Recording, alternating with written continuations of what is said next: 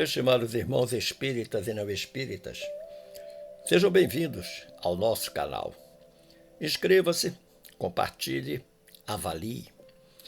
É muito importante a sua avaliação para que o YouTube continue divulgando nossas mensagens cristãs. Abraço a todos os irmãos do Centro de Estudos Espíritas O Canto da Paz, na cidade de Xangrande, em Pernambuco, com renovada alegria, e desde já lhes convidando a reflexionarmos sobre mais um tema de nossa amada doutrina dos Espíritos. Manda-lhes dizer a benfeitora Glorinha: casamento não é experimento, é reencontro de almas que desejam progredir, mas que necessitam retificar desacertos pretéritos com vistas à harmonia futura. Ninguém casa para divorciar, todos almejam as bodas de ouro. A partir da mensagem da benfeitora, é possível antecipar o tema de hoje. Foi-nos solicitado pela direção da casa conversarmos um pouco sobre casamento, ciúme, divórcio e lesões afetivas. Podemos perceber inicialmente que o título é uma sequência crescente de eventos que podem comprometer a harmonia psíquica das criaturas envolvidas.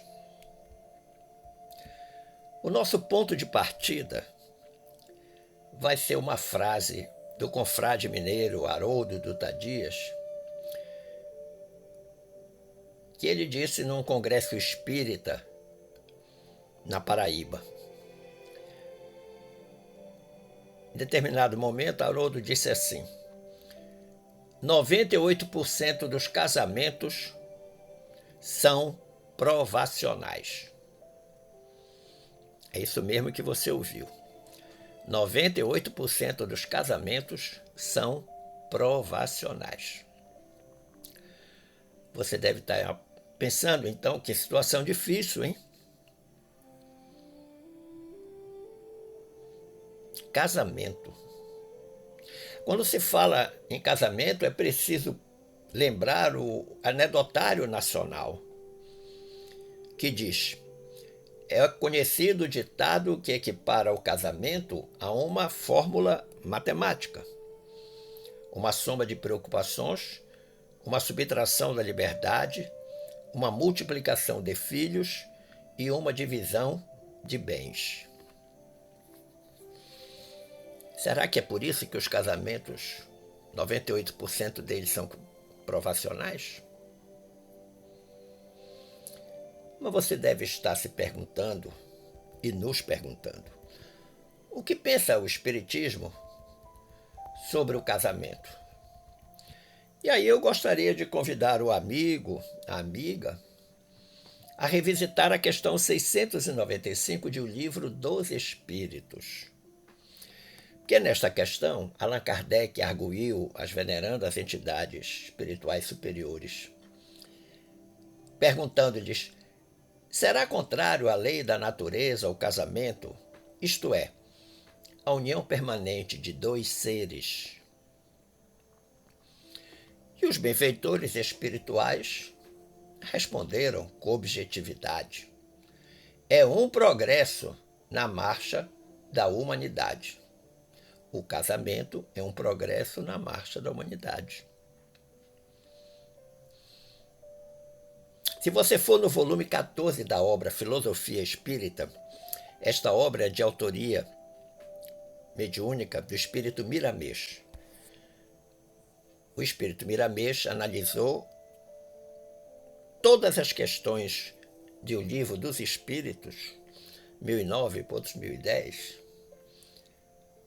e com comentários e apreciações extremamente primorosos. Nessa questão 695, o Miramês, lá no volume 14 da obra Filosofia Espírita, Ele diz assim: o casamento, sendo uma simples união, é lei natural para todos os seres, em todos os planos da vida.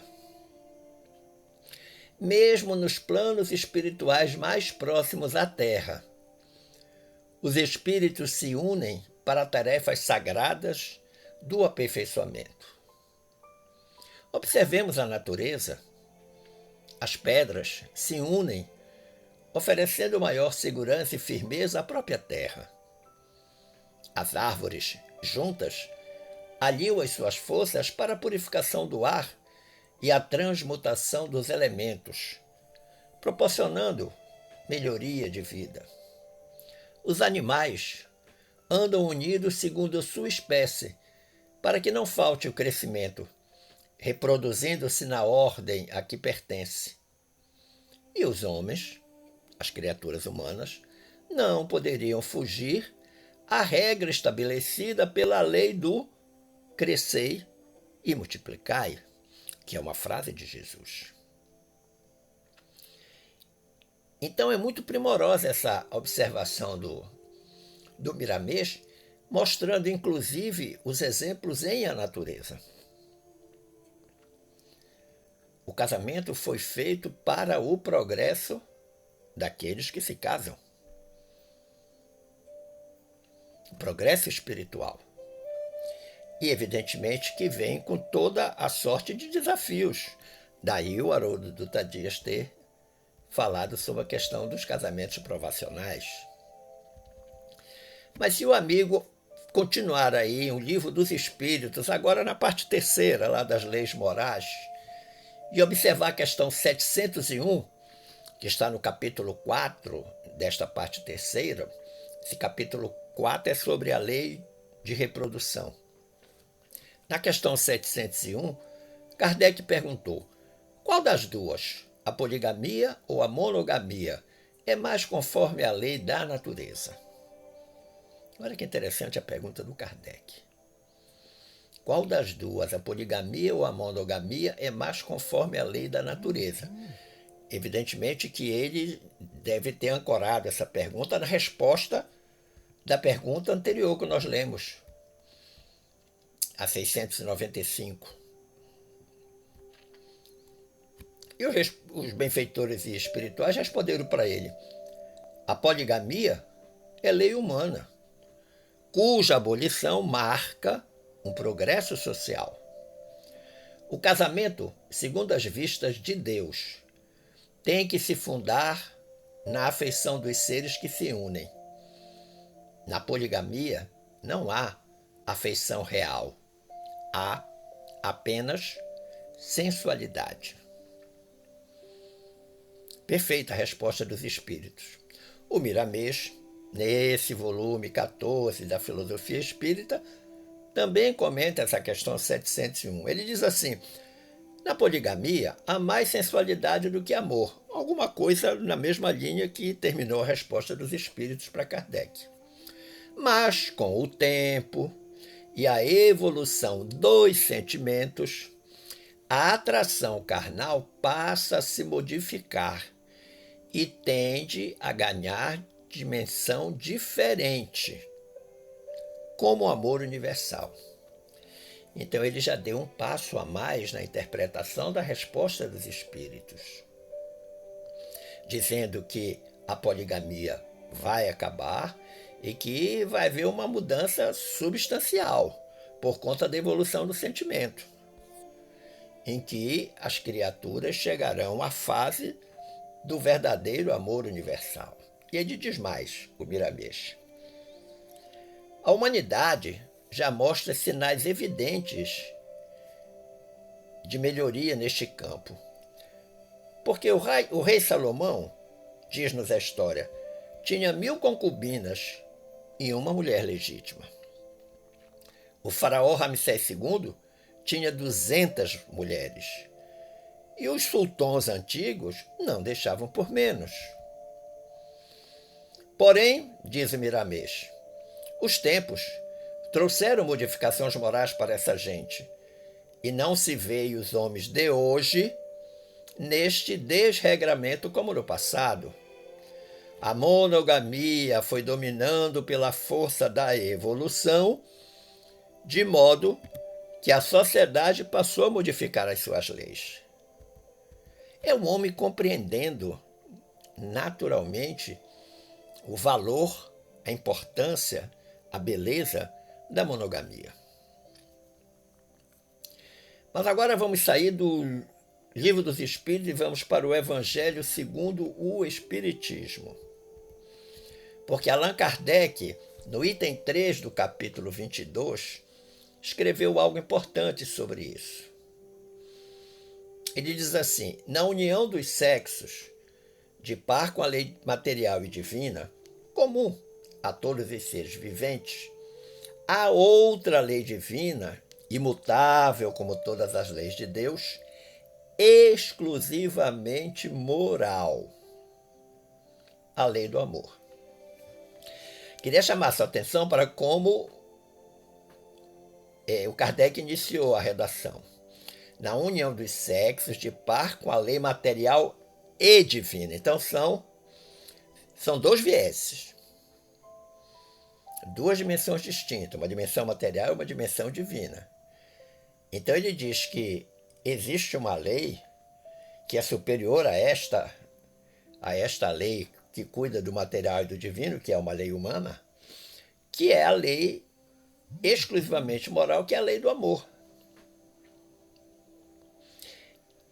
Quis Deus, diz Kardec, que os seres se unissem não só pelos laços carnais, como também pelos laços da alma, a fim de que a afeição mútua dos esposos se transmitisse aos filhos, que fossem dois, em vez de um, amá-los, cuidar deles e auxiliá-los no progresso. Olha, isso lá no final do século XIX é um avanço e tanto, né? Essa colocação do Kardec. Porque antigamente a educação e o cuidado dos filhos era exclusivamente das mães, ou da mãe. O pai era exclusivamente provedor. Mas aí, nesta colocação que está lá no Evangelho segundo o Espiritismo, capítulo 22, está se colocando exatamente que os dois, pai e mãe, devem amá-los, cuidar deles e auxiliá-los no progresso, que não é apenas o progresso material, é também o progresso espiritual. Ora, quando a gente lê esse comentário, o que é que chama atenção? A importância dos filhos, a importância da família. E aí vale a pena recordar o que está no capítulo 17 da obra Vida e Sexo, transmitido pelo benfeitor espiritual Emmanuel ao médium Chico Xavier. Emmanuel diz assim: de todos os institutos sociais existentes na Terra, a família é o mais importante do ponto de vista dos alicerces morais que regem a vida. Quando eu li isso, eu me dei conta de que é voz corrente no Espiritismo, como também nas outras confissões religiosas, na sociologia, na psicologia, na antropologia, que a família é a menor célula da sociedade e que a sociedade, de alguma forma, reflete o que pensam e o que fazem as famílias. Então, veja, quando o Emmanuel diz que a família, do ponto de vista dos alicerces morais que regem a vida, é a mais importante, nós vemos então a grandeza, a importância que se deve dar ao casamento, que é um consórcio. Um consórcio não só apenas de corpos, mas fundamentalmente de almas, como disse lá a benfeitora na mensagem inicial. O grande Martins Peralva, mineiro, escritor, jornalista, que nasceu numa família espírita, o nome dele era José Martins Peralva Sobrinho, autor da famosa obra Estudando a Mediunidade. Nessa obra, o Peralva dedica o capítulo 18 a falar sobre a família. E neste capítulo 18, ele coloca os chamados tipos de casamento. Os diferentes tipos de casamento. Você vai entender um pouquinho mais adiante uma inspiração do Peralva numa outra obra que não é dele. Esta obra do Peralva, ela não é mediúnica. E isso é uma reflexão do cidadão. Primeiro tipo de casamento, acidental. Se dá por efeito de atração momentânea de almas ainda inferiorizadas. Inferiorizadas do ponto de vista espiritual. São as pessoas que se encontram, se veem, se conhecem, se aproximam, surgindo daí o enlace acidental sem qualquer ascendente espiritual. Usando de seu livre-arbítrio, uma vez que por ele construímos sempre o nosso destino. E no nosso mundo, disse o Peralva, tais casamentos são comuns ainda. Casamento do tipo acidental. Segundo tipo, provacional, aquele da qual falou nosso querido Haroldo. Casamento provacional, reencontro de almas para reajustamentos necessários à evolução dessas próprias almas. São os mais frequentes. É por essa razão que há tantos lares onde reina a desarmonia, diz o Peralva, onde impera a desconfiança, onde os conflitos morais se transformam tantas vezes em dolorosas tragédias. Deus permite a união deles através das leis do mundo, a fim de que, pelo convívio diário, a lei maior da fraternidade seja por eles exercida nas lutas comuns. Essa é a razão dos consorciados pelo casamento estarem juntos. E o Peralva diz ainda, a compreensão evangélica, a boa vontade, a tolerância e a humildade são virtudes que funcionam à maneira de suaves amortecedores. Porque os casamentos provacionais, eles são dolorosos para ambos, para o homem e para a mulher. E aí ele está colocando, o Peralva, um quarteto mágico que vai funcionar aí como um amortecedor. A compreensão evangélica, ou seja, estudar o Evangelho de Jesus. A boa vontade de cada um, dos elementos integrantes do casal, a tolerância e a humildade. Porque estes casamentos provacionais, eles que são, como diz o Haroldo, 98% dos casamentos, eles são muito desafiadores. O outro tipo, apresentado pelo Martins Peralva, é o casamento sacrificial. Ele diz, Deus permite aí o reencontro de alma iluminada com alma inferiorizada, com o objetivo de redimir a que se perdeu pelo caminho. A que se perdeu pelo caminho é a inferiorizada. Reúne a alma possuidora de virtude a outras de sentimentos opostos. Acontece quando uma alma esclarecida ou iluminada se propõe a ajudar a que se atrasou na jornada ascensional.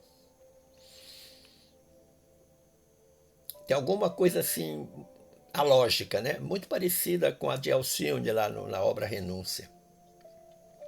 Como a própria palavra indica, sacrificial, é casamento de sacrifício para um deles.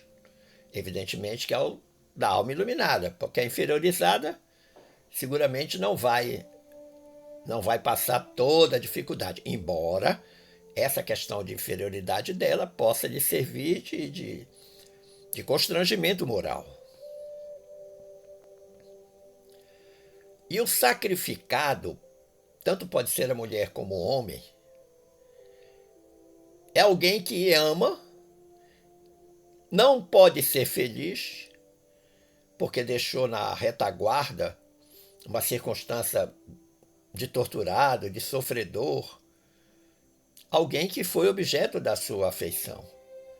Aí ele volta na qualidade de esposo ou de esposa, vai receber esse viajor retardatário, que é a alma inferiorizada, a fim de que, com seu carinho, com a sua luz, estimular-lhe a caminhada.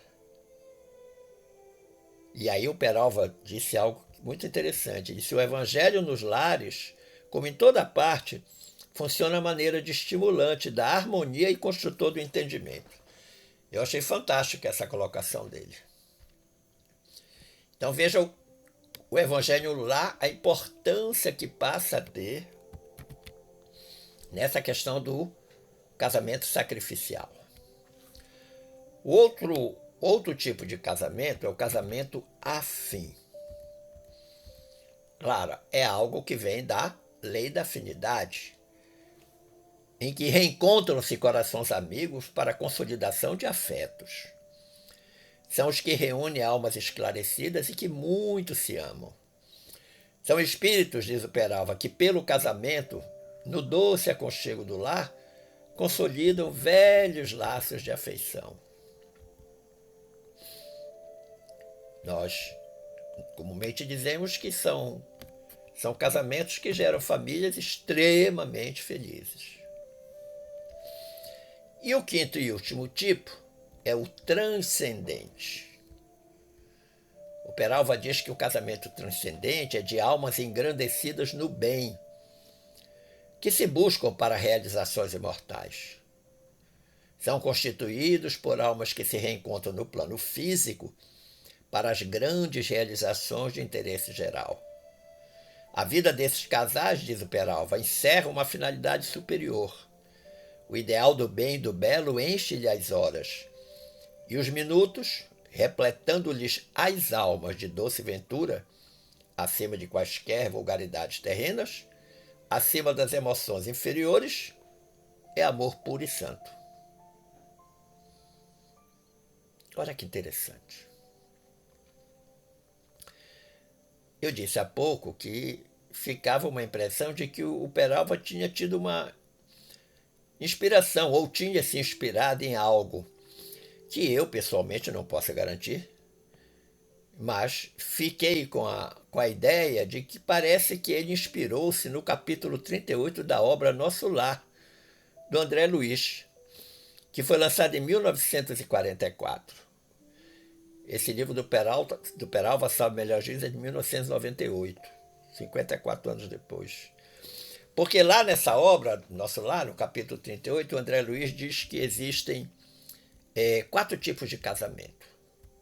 Uniões marcadas pelo amor, uniões marcadas pela fraternidade, uniões marcadas pela aprovação e casamentos criados pelo dever. Se você prestar atenção direitinho e fizer um contraste com a classificação do Martins Peralva, você vai encontrar uma grande similitude. Só que o Martins Peralva apresentou para a gente 5 tipos de casamento e o André Luiz 4.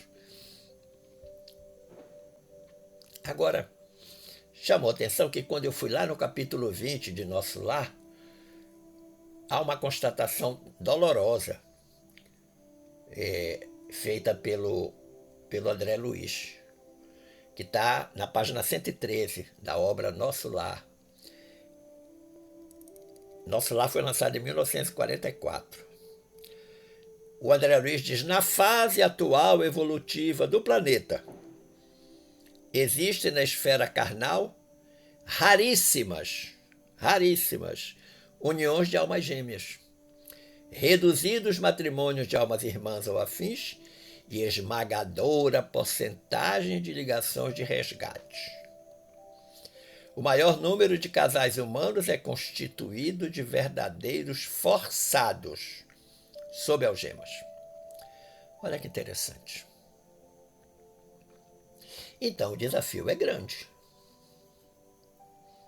Aparentemente simples, o casamento, mas é um grande desafio principalmente do ponto de vista espiritual.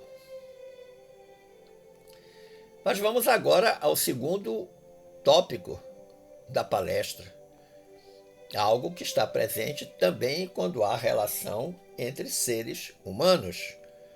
O assunto agora é ciúme. Você já sentiu ciúme? Você tem ciúme? Você se considera uma pessoa ciumenta? Pois é. Ano passado, a revista Momento Espírita, lá do Paraná, eles escreveram um artigo sobre o ciúme em que eles dizem: o ciúme é um sinal de alerta mostrando que algo não vai bem, que algo precisa ser reparado, repensado. Veja então a terapêutica que eles estão indicando: reparar e repensar. Eu até faria o contrário, eu primeiro repensaria para depois reparar. A terapia para o ciúme, diz o artigo, passa pelo autoconhecimento, quando percebemos a fragilidade em nós e tomamos atitudes práticas de autocontrole e autodisciplina para erradicá-lo gradualmente da vida. O que me chamou a atenção foi essa expressão gradualmente. Quem é ciumento não vai ficar bom do ciúme de segunda para terça, nem de janeiro para fevereiro, talvez nem de um ano para o outro. Às vezes passa uma encarnação inteira sendo ciumento. E talvez na próxima reencarnação já venha um pouquinho menos, a depender do bom uso que fez da experiência. Mas a terapia que o artigo do Momento Espírita indica é muito interessante. Autoconhecimento, autocontrole, autodisciplina. O prefixo auto significa dizer que tudo depende da criatura. Ela não vai conseguir resolver o problema do ciúme dela através de terceiros. É ela que tem que cuidar do problema. É ela que tem que se autoconhecer, é ela que tem que se autocontrolar, é ela que tem que se autodisciplinar. Os especialistas em comportamento humano, psicanalistas, psicólogos, dizem que se você penetrar a intimidade deste sentimento que é o ciúme, vai descobrir que ele, na realidade, é medo. O ciúme é uma forma de expressar medo. Medo de algum dia sermos dispensáveis à pessoa com a qual nos relacionamos, ou seja, nós sermos dispensados. Em qualquer momento, a qualquer momento, melhor dizendo, a qualquer momento nós podemos ser dispensados. A criatura não quer mais conviver com a gente. Então esta questão do ciúme que é desenvolvido, na realidade ele reflete o medo de ser dispensado. Então ele pratica toda sorte de conduta que demonstra um profundo ciúme. A benfeitora Joana de Ângeles, na obra Ser Consciente, faz uma afirmativa muito interessante. Está lá na página 35. Ela diz assim: ciúme, ressentimento, inveja, ódio, maledicência e um largo cortejo de emoções perturbadoras são os filhos diletos do ego, que deseja dominação e, na ânsia de promover-se, nada mais logra do que projetar a própria sombra profundamente prejudicial, iníqua. Essa Joana de Ângeles é fantástica. Aliás, eu não conheço nenhum dos autores espirituais que fale tão bem de psicologia, principalmente do comportamento humano, como Joana de Ângeles. Nessa mesma obra, O Ser Consciente, lá no capítulo 18, ela diz: tipificando insegurança psicológica e desconfiança sistemática. Aí a gente volta lá à questão do medo, falada anteriormente, né? A presença do ciúme na alma transforma-se em algoz implacável do ser. O próprio sujeito ciumento é o que sofre na história. E ela diz mais: Desviando-se das pessoas e ampliando o círculo de prevalência, o ciúme envolve objetos e posições, posses e valores, que assumem uma importância alucinada, isolando o paciente nos sítios da angústia ou armando-o com instrumentos de agressão contra todos e tudo. O ciúme tende a levar sua vítima à loucura. O ciúme, ele expressa a posse. E quem tem medo de perder o que tem fica desesperado. E não é apenas o afeto, mas aí começa a ter ciúme do celular, da casa, do carro, da fazenda, do guarda-chuva. Tudo que é material passa também a entrar no rol do desespero do ciumento. Então vamos lá. Falamos sobre casamento. Existe uma faceta negativa que pode prejudicar o casamento, que é o ciúme, cujo desdobramento é o terceiro elemento da reflexão, que é o divórcio. Nós precisamos analisar, precisamos pensar e refletir o que diz o capítulo 22 do nosso Evangelho segundo o Espiritismo. Esse capítulo é Não separeis o que Deus juntou. Nesse capítulo existem dois tópicos bem distintos: indissolubilidade do casamento e divórcio. Os dois extremos da questão. Indissolubilidade, não separa de jeito e qualidade nenhum. O casamento é indissolúvel, vai até o final. Na outra ponta, a dissolução do casamento através do divórcio. Observemos que, na origem da humanidade, quando os homens ainda não estavam pervertidos pelo egoísmo e pelo orgulho, e que viviam segundo a lei de Deus, as uniões derivando da simpatia e não da vaidade ou da ambição, elas não tinham nenhum ensejo ao repúdio, porque todos viviam em harmonia. O egoísmo e o orgulho ainda não tinham tomado conta da alma humana. Havia o divórcio dos homens de bem, o divórcio por cansaço, o divórcio daqueles que mudavam de esposa todo ano, o divórcio por cálculo. Existe um registro histórico muito interessante. O grande filósofo Cícero, que repudiou a esposa Terência, não porque ela tivesse contristado a alma de Cícero, não, por uma razão meramente econômica.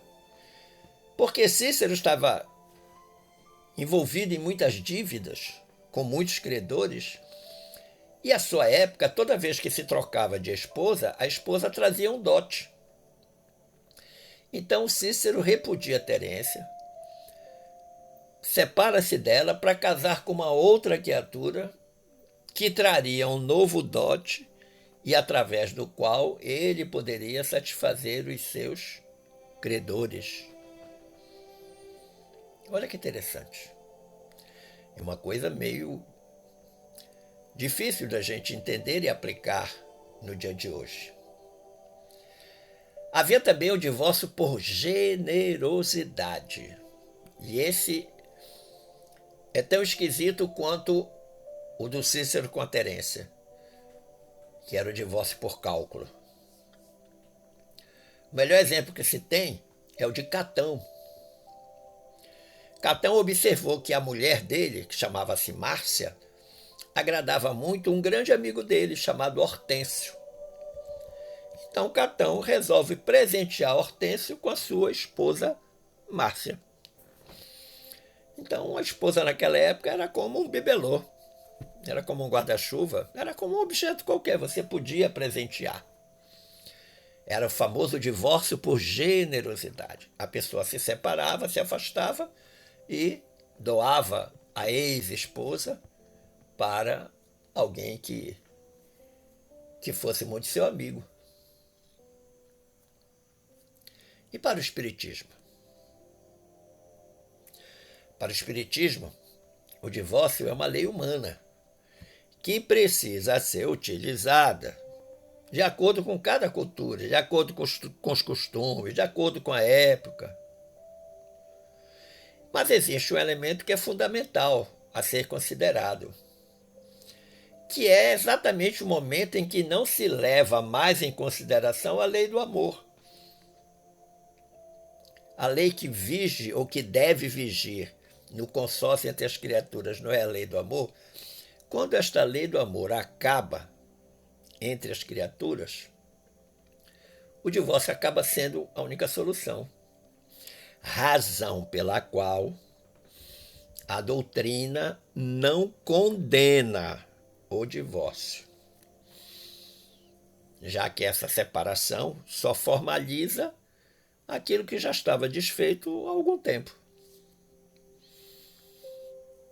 O que acabou foi a atração sexual, a simpatia, a paixão, todas as coisas muito ligadas à questão material.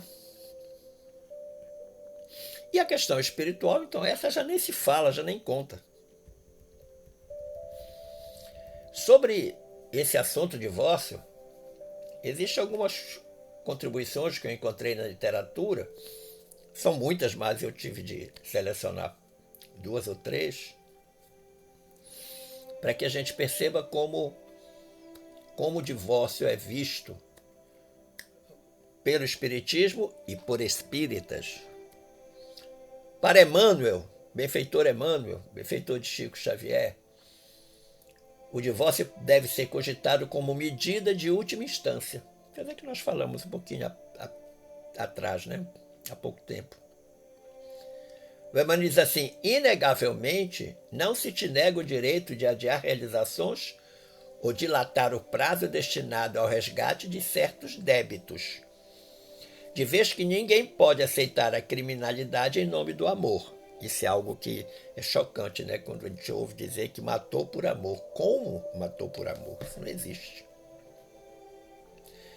E o Emmanuel diz: entretanto, nos dias difíceis do lar, recorda que o divórcio é justo, mas na condição de medida articulada em última instância. O que ele está pedindo é que o casal dê a si mesmo todas as chances possíveis de recuperar a harmonia, de recuperar o equilíbrio. Mas se de toda sorte não for possível, antes que termine a tragédia, é melhor separar através do divórcio. E você deve estar perguntando: onde é que está escrito isso? Na obra Na Era do Espírito, capítulo 11. Benfeitor espiritual Emmanuel, médium Chico Xavier. Nessa mesma obra, tem uma outra contribuição, agora do espírita, não é do espírito, é do espírita José Herculano Pires. O Herculano Pires diz: quem ama sabe tolerar e perdoar. As dificuldades serão superadas dia a dia pelo cultivo do amor. O cultivo do amor é como o cultivo da arte. E quem romper um casamento de amor por simples intolerância não encontrará mais remédio para a sua solidão. Olha que interessante. Essas duas grandes virtudes que o Herculano aponta que todos os casais precisam desenvolver: a de tolerar e a de perdoar. E ele diz que o amor é como o cultivo da arte. Tem que ser entrega total. Um artista não consegue produzir a sua obra se não houver uma entrega total, se não aceitar os desafios dessa entrega total. E que todo aquele que se separa por intolerância, diz o Herculano Pires, não vai encontrar remédio para a solidão. Que o problema talvez nem seja dos outros que se consorciam com ele, é dele, que a intolerância é dele. Muito provavelmente são pessoas que não aceitam que alguém pense diferente, não conseguem entender que não são as chamadas almas gêmeas. Não são. São duas criaturas que foram colocadas na circunstância afetiva do casamento para crescerem. André Luiz, através da mediunidade de Valdo Vieira, no capítulo 10 da obra Sol nas Almas, ele diz algo muito interessante.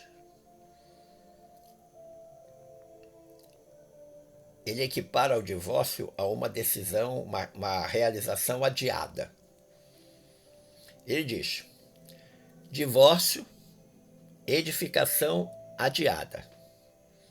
Resto a pagar no balanço do espírito devedor. Olha que interessante. Ele está dando uma visão econômica.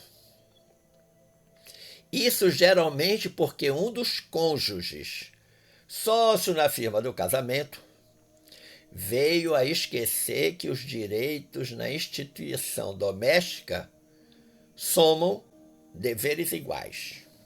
Olha que chamada de atenção, hein? Fazendo uma analogia entre o casamento e uma empresa. E que as criaturas são sócias na firma do casamento. Mas que elas têm tantos direitos quanto deveres.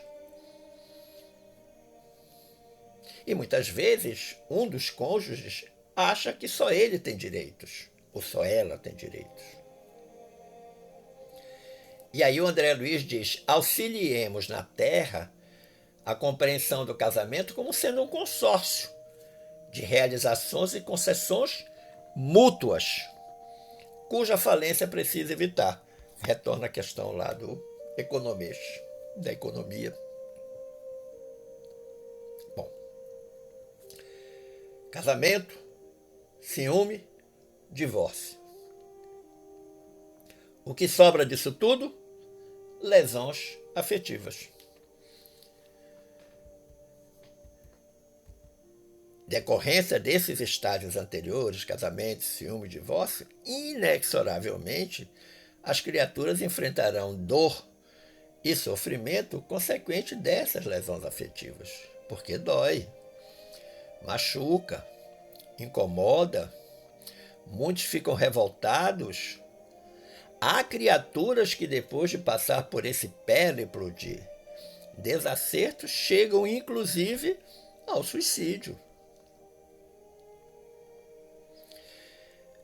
Para melhor ilustrar essa questão das lesões afetivas, permitam-me recorrer mais uma vez ao benfeitor Emmanuel, agora na obra Momentos de Ouro. Página 23, quando ele aborda esse tema das lesões afetivas com muita propriedade, um extraordinário senso de oportunidade. O Emmanuel diz assim: um tipo de auxílio raramente lembrado, o respeito que devemos uns aos outros na vida particular.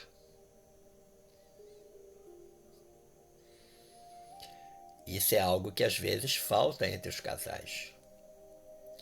Mesmo que o discurso seja que os dois formam um, na realidade os dois continuam sendo um cada um. E ele diz: caro é o preço que pagamos pelas lesões afetivas que provocamos nos outros. Nas ocorrências da Terra de hoje, quando se escreve e se fala tanto em torno do amor livre e do sexo liberado, muitos poucos são os companheiros encarnados que meditam nas consequências amargas dos votos não cumpridos. Principalmente mulheres, quantas mulheres são enganadas com promessas fantasiosas, exclusivamente feitas e oferecidas no intuito único e exclusivo da conjunção carnal. E que depois que a conjunção é consumada, a criatura masculina evade-se. Não respeitou a circunstância particular do outro. E aí ele faz uma chamadinha de atenção, considerando o homem e a mulher. Ele diz assim: se habitas um corpo masculino, conforme as tarefas que foram assinaladas, se encontraste essa ou aquela irmã que se te afinou como o modo de ser, não lhe desarticules os sentimentos a pretexto de amá-la, se não estás em condição de cumprir com a própria palavra no que tange às promessas de amor. Olha aí, que interessante. Se você não vai conseguir cumprir com a sua palavra, com tudo aquilo que você prometeu, não se aproxime. Se você não consegue, não se aproxime. Porque, na realidade, isso causa uma lesão afetiva. E isto também acontece em casais que têm 10, 20, até 30 anos de consórcio matrimonial. E ele diz mais, e agora vai falar do corpo feminino. E se moras presentemente num corpo feminino para o desempenho de atividades determinadas, se surpreendeste esse ou aquele irmão que se harmonizou com as tuas preferências, não lhe perturbes a sensibilidade sob a desculpa de desejar-lhe a proteção, caso não estejas na posição de quem desfruta a possibilidade de honorificar os próprios compromissos. Olha que interessante.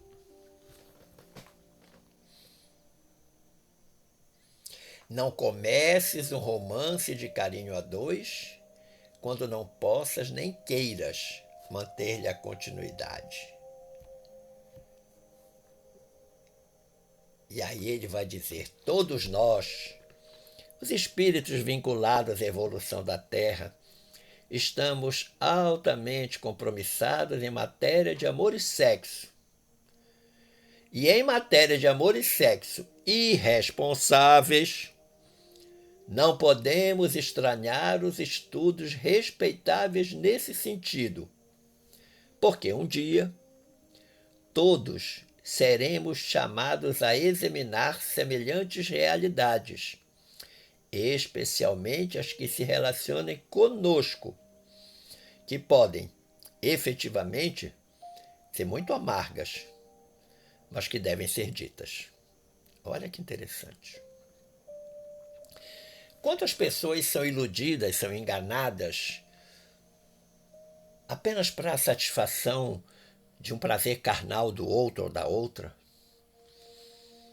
e que depois que esse prazer é conquistado, a criatura é, usar uma palavra da moda, descartada. O que será que fica nesse coração, nesse sentimento, nessa mente, nesse psiquismo?